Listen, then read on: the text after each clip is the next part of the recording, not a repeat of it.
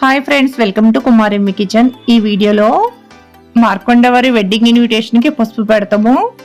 శుభలేఖలన్నిటికి పసుపు పెట్టిన తర్వాత మొట్టమొదటిగా బిక్వాల్లో ఉన్న విఘ్నేశ్వర స్వామికి మొదటి శుభలేఖను సమర్పించి ఆయన ఆశీస్సులతో మిగతా శుభలేఖలన్నీ కూడా బంధుమిత్రులకు పంచడం జరుగుతుంది. ఇప్పుడు వీడియోలోకి వెళ్ళిపోదాము. శుభలేఖలకి పసుపు పెడతానికి ముందుగా పసుపుని తీసుకుని ప్లేట్లో వేసుకుందాము. ప్లేట్లో వేసుకున్న తర్వాత కొంచెం వాటర్ పోసుకుని మంచి సువాసన రావడానికి శాండిల్ లిక్విడ్ వేసుకుందాము. వేసుకున్న తర్వాత బాగా కలుపుకోవాలి.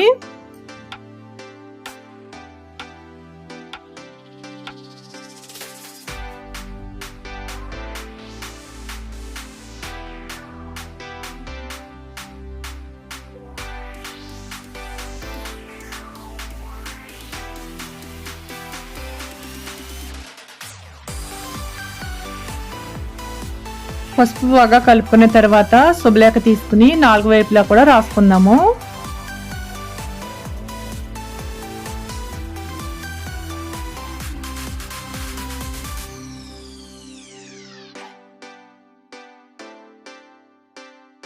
శుభలేఖ బాక్స్ చూడండి, లోపల ఉన్న కార్డుని తీసి చూద్దాము.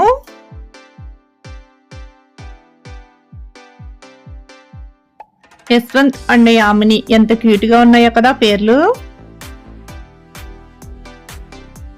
మార్కొండవారి కళ్యాణ శుభలేఖ ముహూర్తము 4వ తారీఖు ఏప్రిల్ నెల 2024 రాత్రి 12:43 ముహూర్తము.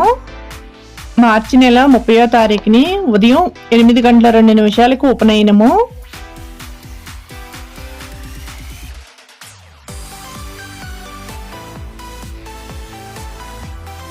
ఇంగ్లీష్ ఇన్విటేషన్ అది. శుభలేఖలన్నిటికి కూడా పసుపు పెట్టుకున్నాము.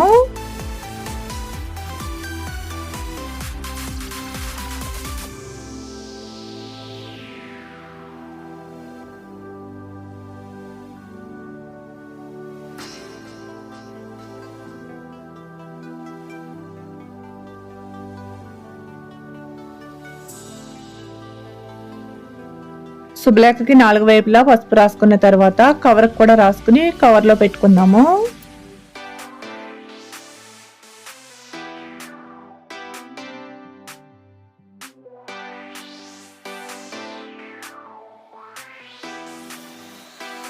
శుభలేఖలన్నీ కూడా అదే విధంగా పసుపు రాసుకుందాము.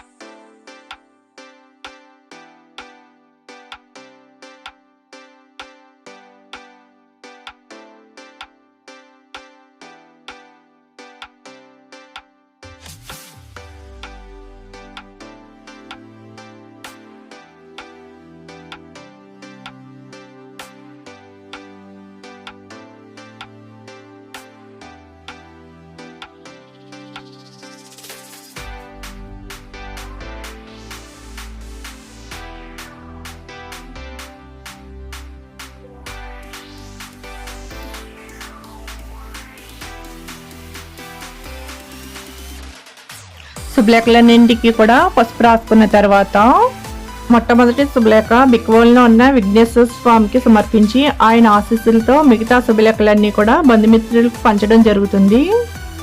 విఘ్నేశ్వరునికి ఎంతో ఇష్టమైన గరికతో పూజ చేసి శుభలేఖని ఇస్తున్నారు. మీరు నా ఛానల్ మొదటిసారి చూస్తున్నట్లయితే ప్లీజ్ సబ్స్క్రైబ్ మై ఛానల్. పక్కనే ఉన్న బెల్ బటన్ నొక్కండి. నేను పెట్టే ప్రతి వీడియో మీకే ఫస్ట్ నోటిఫికేషన్ వస్తుంది.